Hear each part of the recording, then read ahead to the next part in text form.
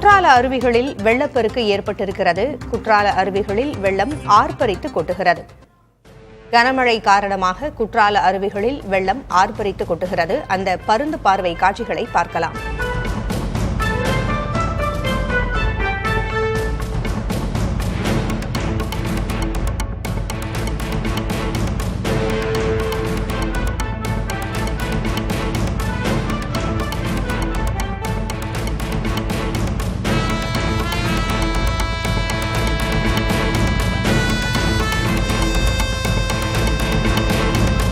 குற்றால அருவிகளில் வெள்ளம் ஆர்ப்பரித்து கொட்டுகிறது. இது குறித்த கூடுதல் விவரங்களை வழங்க நமது செய்தியாளர் சுந்தர மகேஷ் இணைந்திருக்கிறார்.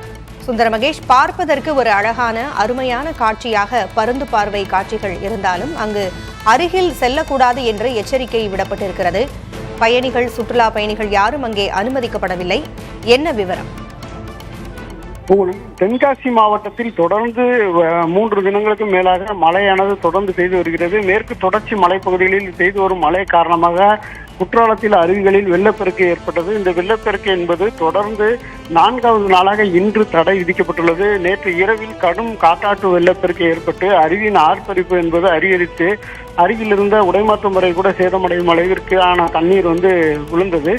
இந்த நிலையில் தற்போதைய நிலவரப்படி அருவிக்கு அருகில் யாரும் செல்லாதவாறு அங்கு பாதுகாப்பு ஏற்பாடுகள் செய்யப்பட்டுள்ளது.